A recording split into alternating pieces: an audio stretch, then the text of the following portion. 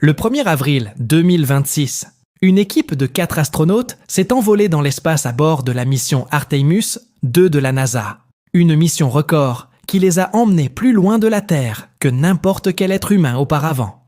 Ce faisant, ils ont insufflé une nouvelle vie à ce qui était autrefois une course effrénée à la suprématie technologique entre superpuissances rivales, la soi-disant course à l'espace entre les États-Unis et l'Union soviétique. En 1969, elle a culminé avec le moment le plus marquant de l'histoire humaine moderne, lorsque des astronautes ont marché sur la surface de la Lune pour la toute première fois. Visionné par plus d'1 demi-milliard de personnes à travers le monde, ce film a transcendé les clivages géopolitiques contemporains dans un rare moment d'humanité partagée. La NASA espère bien pouvoir réitérer cet exploit avant la fin de la décennie, alors qu'elle prépare son retour sur la surface lunaire. Mais cette fois-ci, il s'agit de bien plus que de simplement faire atterrir des astronautes sur la Lune. Car l'objectif ultime du programme Artemis est de jeter les bases qui nous permettront de séjourner et de retourner régulièrement dans une station lunaire semi-permanente, habitée et robotisée. Une base lunaire, en quelque sorte. Grâce aux technologies et au savoir-faire acquis, la NASA se tournera inévitablement vers une frontière plus lointaine et plus redoutable au cours des années 2030. Les plaines froides et poussiéreuses de Mars. Ainsi, bien qu'Artemis 2 ait déjà établi de nouveaux records en matière de vol spatial, ses missions suivantes ont le potentiel d'aller encore plus loin, nous permettant de faire nos premiers pas au-delà du berceau de la Terre et de nous répandre dans le système solaire via la Lune. La course à l'espace a débuté au plus fort de la guerre froide, constituant un nouvel aspect de la fameuse rivalité entre les grandes puissances, notamment les États-Unis et l'URSS. Le 4 octobre 1957, les Soviétiques ont lancé le tout premier satellite en orbite terrestre basse à bord d'un missile balistique intercontinental réaménagé, dans une démonstration spectaculaire de leurs compétences techniques qui a alarmé leurs rivaux géopolitiques. Soucieux de ne pas prendre de retard, les Américains ont rapidement intensifié leurs efforts, jusque-là relativement rudimentaires, dans le domaine spatial, en unissant les projets militaires et leur comité d'aéronautique existant au sein d'un nouvel organisme civil, connu sous le nom de NASA. Elle demeure à ce jour la principale agence spatiale mondiale. Leurs premiers succès notables furent obtenus grâce au projet Mercury, qui envoya avec succès pas moins de 6 astronautes américains dans l'espace et 4 en orbite, lors de missions distinctes jusqu'en 1963. Cela réduisit l'écart entre eux et les soviétiques, qui avaient également lancé 6 missions rudimentaires en orbite à cette date. Le premier de ces cosmonautes fut Youri Gagarin, qui devint le premier homme dans l'espace le 12 avril 1961, devançant de peu son homologue américain, Alan Shepard, de quelques semaines seulement, et s'adjugeant ainsi une nouvelle étape importante pour l'URSS dans la course à l'espace. Le mois suivant, cela incita le président américain de l'époque, John F. Kennedy, à déclarer devant le Congrès que, comme objectif national, les États-Unis enverraient un homme sur la Lune et le ramèneraient sain et sauf sur Terre avant la fin des années 60. À cette époque, la NASA, nouvellement créée, étudiait déjà des concepts tels que les atterrisseurs lunaires et les véhicules spatiaux lointains. Mais la directive de Kennedy les a transformés de simples idées futuristes en impératifs nationaux, inaugurant une décennie de progrès sans précédent et implacable dans le domaine des missions spatiales habitées. Aujourd'hui encore, faire atterrir une personne à la surface d'un corps céleste dépourvu d'atmosphère, situé à près de 400 000 km de la Terre, où la gravité n'est que 6 fois plus faible que celle que nous connaissons actuellement, est un exploit considérable.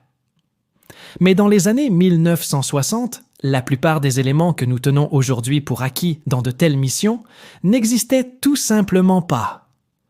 D'une part, les scientifiques n'étaient toujours pas sûrs que la surface lunaire soit même capable de supporter un atterrissage.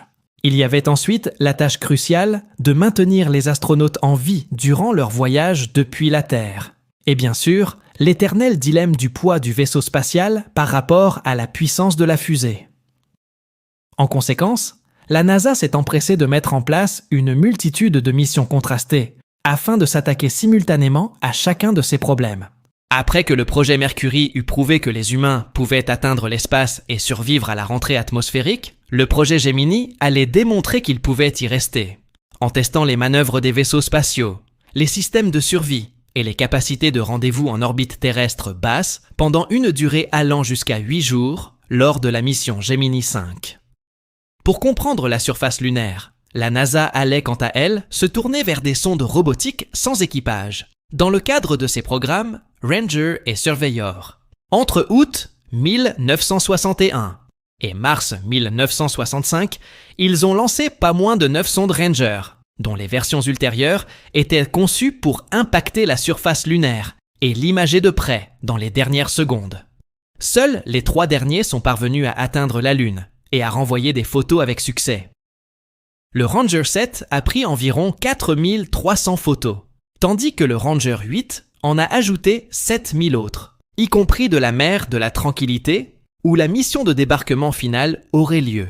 Peu après, le programme d'exploration, encore plus ambitieux, allait procéder à des atterrissages en douceur sur la surface lunaire entre juin 1966 et janvier 1968, chaque mission effectuant des analyses toujours plus détaillées de son sol. Le Surveyor 1 a réalisé des images en mosaïque du sol jusqu'à l'horizon avec ses versions suivantes 3, 5, 6 et 7, ajoutant chacune une nouvelle couche de sophistication technique. Bientôt, nous pourrons prélever des échantillons de terre à l'aide d'un bras robotisé et les étudier grain par grain. Ensemble, ces 2 programmes ont permis de vérifier l'intégrité de la surface lunaire, tandis que le projet Gemini a démontré que les astronautes pouvaient survivre dans l'espace pendant les durées requises. Il ne reste plus qu'à ce que le programme Apollo prenne les premières mesures concrètes pour réaliser la vision du regretté président Kennedy. Malgré son triomphe final, le programme n'aurait pas pu connaître un pire départ, car Apollo 1 a été ravagé par un incendie déclenché lors d'un test au sol, avant le lancement, qui a ravagé la cabine et tué les 3 astronautes à bord. Suite à cet événement, la NASA s'est retrouvée sous le feu des projecteurs bien plus sévèrement, ce qui a entraîné une restructuration du programme et de fait l'annulation des missions Apollo 2 et 3. Mais à la fin de l'année, la NASA avait repris ses opérations, de peur que la mort de ses employés n'ait été vaine. En novembre 1967, la mission Apollo 4, sans équipage, allait progressivement restaurer la confiance du public en tant que premier test de la fusée révolutionnaire Saturne V. Elle a prouvé avec succès le fonctionnement du lanceur lourd de pointe de la NASA et la capacité de son module d'équipage à résister à la chaleur de la rentrée atmosphérique. Apollo 5 devait ensuite ajouter le module lunaire et tester ses moteurs de propulsion pour l'ascension et la descente en orbite terrestre basse. Et bien que le lancement d'Apollo 6 ait finalement été compromis par des défaillances des moteurs de fusée, la NASA a tout de même acquis suffisamment d'informations pour poursuivre avec le premier vol d'essai rudimentaire. En octobre 1968, les astronautes d'Apollo 7 passèrent environ 11 jours en orbite terrestre, tandis qu'Apollo 8 leur permettrait de faire encore mieux et d'atteindre l'orbite lunaire pour la première fois. Pendant 20 heures, ils ont effectué pas moins de 10 tours de la Lune et ont pris au passage la photographie emblématique du lever de terre, si synonyme d'exploration lunaire aujourd'hui. En mars suivant, Apollo 9 allait tester l'architecture d'amarrage du système de rendez-vous lunaire des 2 vaisseaux spatiaux, l'une des parties les plus complexes mais essentielles de toute la mission, où l'atterrisseur se séparait de son module d'équipage et volait indépendamment en orbite terrestre pendant près de 6 heures. Apollo 10, quant à elle, était essentiellement une répétition générale de tout ce qui s'était passé lors de l'alunissage lui-même. Les astronautes ont désamarré leur module lunaire en orbite lunaire et ont volé à moins de 16 km de la surface de la Lune avant de se retrouver au-dessus et de rentrer ensemble sur Terre. Il ne restait plus que la dernière étape. Le 20 juillet 1969, Buzz Aldrin et Neil Armstrong ont réussi à poser leur module lunaire dans la mer de la Tranquillité, avant de passer environ 2 heures et demie à la surface à collecter des roches et à mener des expériences. À ce moment précis, l'impératif national, aussi improbable qu'ambitieux, de Kennedy fut incontestablement accompli.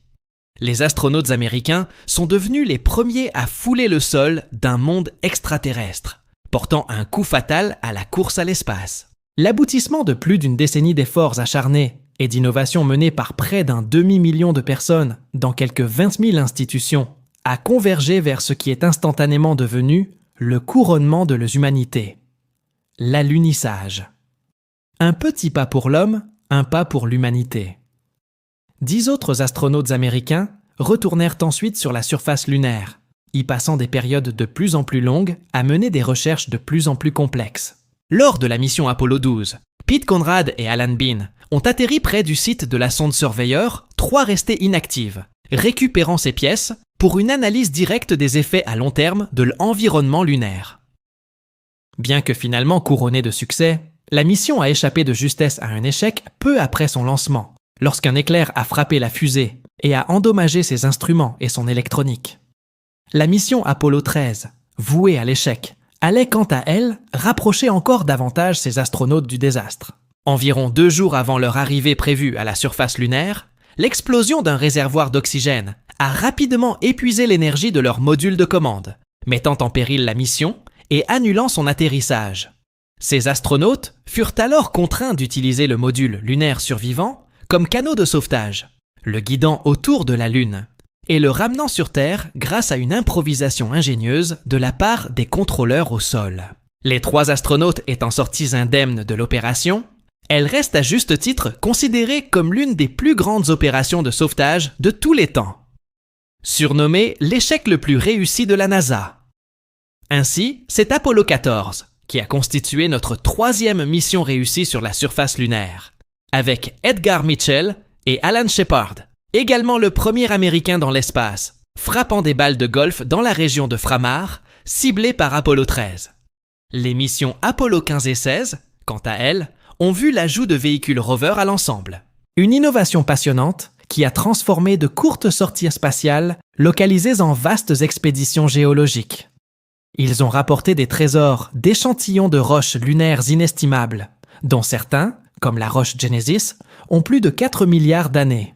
La dernière mission lunaire de l'humanité eut lieu en décembre 1972, lorsque Jean Cernin et Harrison Schmitt devinrent les derniers des 12 astronautes à avoir foulé le sol lunaire lors d'Apollo 17. D'autres missions étaient prévues lors des Apollo 18, 19 et 20, mais furent finalement abandonnées en raison de leurs coûts exorbitants par rapport aux nouvelles priorités de la NASA, comme Skyab. Au total, le budget largement cité de plus de 25 milliards de dollars pour le programme Apollo, à l'époque, correspond à la somme astronomique de 300 milliards de dollars selon les normes actuelles. De loin, le plus important investissement en temps de paix jamais réalisé par une nation. Et depuis, nous ne sommes jamais retournés sur la Lune. Pas avec des vols spatiaux rudimentaires, en tout cas. Mais alors que de nouvelles tempêtes géopolitiques s'amoncellent à l'horizon, le satellite naturel de notre planète redevient un théâtre de rivalité entre grandes puissances. Et une nouvelle course vers la Lune se profile. Mais contrairement à l'impasse des années 1960, cette nouvelle course à l'espace est beaucoup plus large et implique des acteurs étatiques, des agences internationales et même des acteurs du secteur privé. Bien sûr, la NASA et les États-Unis restent les principaux acteurs, mais plusieurs autres pays ont intensifié leurs efforts ces dernières années. Bien que l'Union soviétique se soit dissoute depuis longtemps, l'État russe qui lui survit cherche à rétablir sa présence sur la Lune. En 2023, ils ont tenté d'envoyer un atterrisseur robotisé à sa surface pour mener des expériences et renvoyer des données, mais sans succès. Au cours de ce même mois, leur allié indien a cependant réussi un alunissage, devenant ainsi la 4e nation seulement à accomplir cet exploit. Il serait de bientôt suivi par le Japon, partenaire international de plus en plus important de la NASA. En 2024, ils sont devenus le 5e pays à atteindre la surface lunaire grâce à leur sonde spatiale nationale, surnommée Sniper lunaire, qui a atterri à seulement 10 mètres de sa cible prévue, réalisant ainsi une première mondiale en matière d'atterrissage lunaire de précision. Mais le véritable nouvel acteur en ville, c'est la Chine. Devenue une puissance économique et géopolitique majeure, ils ont investi massivement dans leur propre programme spatial national, qui a déjà permis à la Chine de réaliser plusieurs premières lunaires symboliques. En 2019, leur sonde Chang'e 4 a réussi le tout premier atterrissage en douceur sur la face cachée de la Lune, la partie la plus éloignée qui, en raison du verrouillage des marées, est toujours tournée vers l'extérieur. En 2024, Chang'e 6 a fait encore mieux en récupérant des échantillons de roches de cette face cachée et en les ramenant sur Terre pour les étudier. Et comme la NASA, ils ont eux aussi affirmé leur ambition d'envoyer des astronautes chinois marcher sur la surface lunaire d'ici 2030, en vue d'établir une présence durable. Nous avons donc bel et bien les ingrédients d'une nouvelle course à l'espace, avec l'opposition de deux puissances géopolitiques rivales, les États-Unis et la Chine. Mais cette fois-ci, il n'y a pas que la fierté nationale qui est en jeu. En réalité, la NASA collabore avec une coalition sans cesse croissante de partenaires internationaux, comprenant à la fois des agences étatiques comme la JAXA japonaise et des entités du secteur privé et des entreprises aérospatiales. La NASA d'aujourd'hui dépend beaucoup plus des services de tiers qu'elle ne le faisait dans les années 1960. Elle détient actuellement des contrats d'une valeur de plusieurs milliards de dollars, avec des dizaines d'organisations américaines, couvrant tout, de la conception de véhicules de transport de personnel au service de livraison de marchandises. Vous avez sans doute entendu parler de certains de ses partenaires, notamment SpaceX, connu pour ses conceptions de fusées réutilisables, et Blue Origin, connu pour ses vols spatiaux privés transportant du pétrole brut. Parmi les autres entreprises figurent Intuitive Machines et Firefly Aerospace, deux sociétés basées au Texas, respectivement la première et la deuxième entité commerciale à avoir posé des sondes robotisées sur la surface lunaire. En tirant parti de leurs recherches, de leur main-d'œuvre et de leur expertise, la NASA peut externaliser bon nombre des tâches les plus coûteuses et gourmandes en ressources liées à ses ambitions les plus ambitieuses, réduisant ainsi son besoin de développer et de posséder directement une myriade de systèmes onéreux. L'un des meilleurs exemples est le programme de services commerciaux de chargements utiles lunaires, qui consiste en des lancements effectués par des tiers pour assurer des livraisons rapides de fret sur la Lune. Elle a alloué plus de 2,5 milliards de dollars au lancement privé de plus de 60 instruments scientifiques d'ici 2028.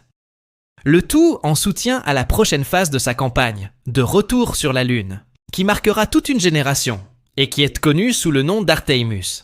Artemis est le programme Apollo de son époque, une campagne décennale d'exploration lunaire d'une grande ambition, pour laquelle près de 100 milliards de dollars ont déjà été engagés. Mais contrairement à son programme ancestral, le projet Artemis ne se limite pas à atteindre la Lune d'ici la fin de la décennie. Son objectif final est d'établir l'architecture qui nous permettra de continuer à y retourner sans encourir les mêmes coûts insoutenables et exorbitants qui ont conduit à l'arrêt du programme Apollo. Au fil d'une grande saga de missions, voire plus, le programme Artemis nous mènera des humbles débuts dans la conception de nouvelles fusées et de nouveaux vaisseaux spatiaux, à l'élaboration de plans pour une base lunaire de 20 milliards de dollars, où les astronautes pourront éventuellement vivre et travailler pendant un mois.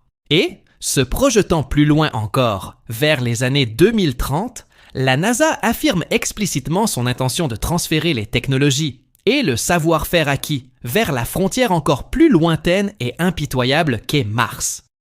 Notre éventuel retour sur la Lune, avec Artemis, servira également de répétition générale, avant de faire nos premiers pas au-delà du berceau de la Terre, alors que l'humanité cherche à s'implanter sur une deuxième planète extraterrestre. On ne saurait surestimer les implications de cette situation. La première étape de ce projet ambitieux, qui s'étendra sur plusieurs décennies, a été franchie en 2022, lorsque Artemis 1 a réalisé un vol d'essai sans équipage de 25 jours, mettant en œuvre deux éléments fondamentaux du matériel de nouvelle génération: la fusée SLS et le véhicule habité Orion. Le système de lancement spatial est l'équivalent historique de Saturne V, la fusée lourde et gigantesque qui transportera à terme des astronautes sur la surface lunaire. Il est rattaché au vaisseau spatial Orion, véhicule spatial de pointe de la NASA, pour l'exploration lointaine et pièce maîtresse de l'architecture Artemis. Chargé de maintenir ses astronautes en vie et en bonne santé, lors de voyages pouvant durer jusqu'à 21 jours, Artemis 1 a prouvé la viabilité de ces véhicules et le fonctionnement de leurs systèmes intégrés, ouvrant la voie à un test ultérieur, cette fois avec des astronautes à bord.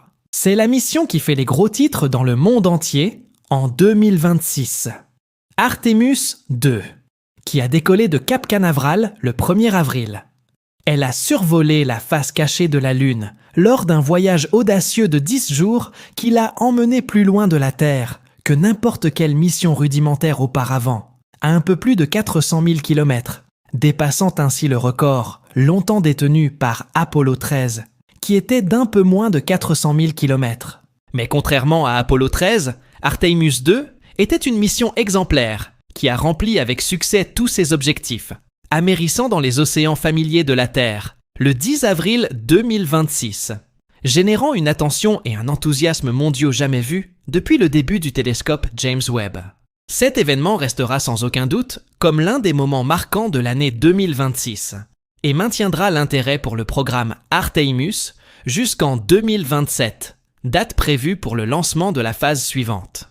Jusqu'à récemment, Artemis III était conçue comme la mission de 2028, au cours de laquelle des humains marcheraient à nouveau sur la surface lunaire. Mais elle a depuis été réaffectée et reportée à 2027, dans le cadre d'une restructuration majeure du programme Artemis. Désormais, au lieu de faire atterrir des astronautes sur la Lune, Artemis III leur permettra de tester les contributions du secteur privé à l'architecture d'atterrissage future, à savoir les systèmes d'atterrissage humains ou les modules lunaires futuristes destinés à transporter les astronautes à la surface. À l'heure actuelle, nous connaissons 2 modèles commerciaux pour ce vaisseau spatial, tous deux destinés aux missions Artemis. L'un d'eux est le Starship HLS de SpaceX, une fusée élégante de 50 mètres dotée d'un ascenseur central pour transporter son équipage et son fret. L'autre modèle est le Blue Moon Me de Blue Origin, construit par un consortium de partenaires industriels qui comprend également Boeing et Lockheed Martin. Mais ce ne sont pas des modèles concurrents. Il s'agit d'approches distinctes concernant l'atterrisseur, qui s'inscrivent dans la stratégie plus large de la NASA, visant à accélérer son retour sur la Lune. Artemis III permettra à ses astronautes de tester l'architecture d'amarrage et de rendez-vous de l'un ou des 2 modules, chacun étant situé dans l'espace central, avant le lancement de la mission par la société mère respective.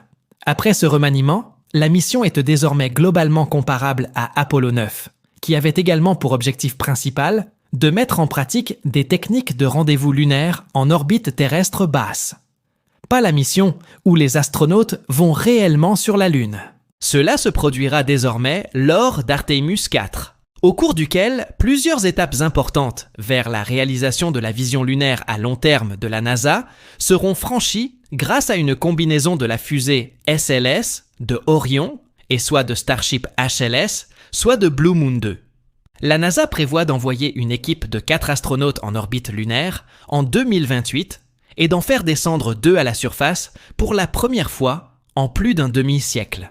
Ce sera l'alunissage de notre époque, un événement historique qui attirera des milliards de spectateurs à travers le monde. Mais contrairement à la mission de 1969, les astronautes d'Artemis IV resteront près du pôle Sud pendant la majeure partie d'une semaine, soit beaucoup plus longtemps que lors des missions précédentes. À l'origine, cette mission était destinée aux astronautes dans l'espace pour superviser la livraison d'un élément majeur du matériel lunaire destiné à un projet appelé Gateway, une mini-station de type ISS en orbite permanente autour de la Lune, qui aurait offert une plateforme de transit et un espace habitable pour les astronautes arrivant sur place. Malheureusement, ce projet a été mis de côté peu de temps avant le vol d'Artemis II, dans le cadre de la même restructuration impitoyable qui le verra repensé et déployé comme architecture de surface. Parallèlement à des livraisons commerciales préventives d'équipements scientifiques, les astronautes commenceront plutôt à jeter les bases d'un ambitieux avant-poste de surface de 20 milliards de dollars. Une base lunaire robotique humaine à déploiement progressif, qui pourra à terme permettre des séjours allant jusqu'à 1 mois. Il comporte de nombreux éléments passionnants, notamment l'habitat fixe de surface du pôle Sud où la construction débutera. Il comprendra également des véhicules tout-terrain lunaires décapotables et, vers le milieu des années 2030, une maison mobile grandeur nature. Actuellement en développement par la JAXA et ses partenaires industriels, le rover pressurisé est un grand espace de travail et de vie respirant qui permettrait à son équipage de parcourir plus de 16 km depuis le camp de base pendant des périodes allant jusqu'à 30 jours, emportant avec lui un arsenal complet d'équipements scientifiques. Si elle était placée à proximité du site d'atterrissage d'une prochaine mission pétrolière, elle amplifierait considérablement le potentiel de retombées scientifiques durables. Et rien de tout cela ne serait possible sans les connaissances, les ressources et la puissance industrielle du vaste réseau de partenaires internationaux de la NASA, ce qui a permis de réduire considérablement les coûts de leurs projets lunaires les plus ambitieux, jusqu'à un niveau quasiment réalisable grâce à Artemis. Et grâce à toutes les technologies et connaissances opérationnelles acquises en cours de route, la NASA se concentrera dans les années 2030 sur la frontière plus redoutable de Mars, la prochaine étape logique de l'humanité dans son voyage au-delà du berceau de la Terre. Mars est bien plus éloigné de la Terre que la Lune. Alors que cette dernière se situe à un peu moins de 400 000 km de distance, la planète rouge s'approche à peine à moins de 80 millions de kilomètres de notre monde, parfois jusqu'à un quart de milliard. Même les vaisseaux spatiaux légers et sans équipage mettent près de 8 mois pour atteindre sa surface aride, un temps incomparable aux 8 jours environ nécessaires pour un voyage sur la Lune. Mais grâce à des séjours d'1 mois dans un habitat à la surface lunaire, nous pourrions enfin disposer d'un moyen d'eau acclimater les astronautes aux conditions qui les attendent sur Mars. Bien que les technologies mises au point en cours de route contribueront assurément à la solution finale. Ainsi, vu sous cet angle, le projet Artemis devient bien plus qu'une simple série d'alunissage, mais aussi une succession d'étapes sur le long chemin de la colonisation d'autres mondes. Un exploit qui transformerait les perspectives même de notre espèce. Contrairement à Artemis, il existe cependant beaucoup moins d'initiatives officielles d'atterrissage sur Mars auxquelles la NASA a consacré de véritables ressources. Leurs travaux à court terme sont principalement axés sur des capacités robotiques sans équipage, comme le véhicule d'ascension martien, une fusée sans équipage à 2 étages de 3 mètres, conçue pour récupérer et ramener des échantillons de roches, et d'atmosphère martienne. Ils ont également commencé à impliquer des partenaires industriels dans un éventuel programme de services commerciaux sur Mars, similaire à celui qu'ils ont pour la Lune, ce qui indique à tout le moins leur intention d'établir une présence martienne plus durable dans les décennies à venir. Mais la vraie question est, pourquoi ? Pourquoi prendre des risques aussi énormes et coûteux pour une course à la conquête de mondes sans vie ? La réponse réside dans le trésor de découvertes scientifiques offert aux vainqueurs, incluant peut-être la réponse à l'une des questions les plus profondes de toute la nature. Mars est l'un des rares endroits du système solaire connus pour avoir abrité des océans. Pendant plus d'un demi-milliard d'années après sa formation, la surface de la planète rouge aurait été recouverte d'eau liquide bleue et aurait réuni tous les ingrédients nécessaires à la vie, même s'il ne s'agissait que de petits organismes unicellulaires. Mais à l'heure actuelle, le niveau de sophistication requis pour creuser suffisamment profondément et mettre au jour leurs fossiles reste hors de portée des robots contemporains. L'intervention humaine ajouterait une dimension de détermination sans pareille à ces recherches. Imaginez ce qu'ils pourraient découvrir s'ils foraient les gisements hydrothermaux repérés en 2017. La révélation d'une seconde source de vie extraterrestre dans le système solaire aurait des répercussions indescriptibles sur notre compréhension du cosmos. Si la vie existait réellement sur Mars comme sur Terre, même brièvement, alors elle existe très probablement partout où les conditions sont réunies. Plus résistant, malléable et élastique par nature que nous n'aurions jamais pu l'imaginer. Et donc, en ce sens, le programme Artemis a réellement le potentiel de tout changer. La prochaine fois que des humains poseront le pied sur la Lune, donnera le coup d'envoi d'une ère de progrès incessant dans les explorations spatiales humaines, qui, même si elle ne nous conduit pas à percer les mystères de la vie elle-même, nous réserve encore bien des choses à espérer d'ici là. Sur ce, je vous quitte à la surface de Mars et vous souhaite une bonne nuit. Voir la section des connexions.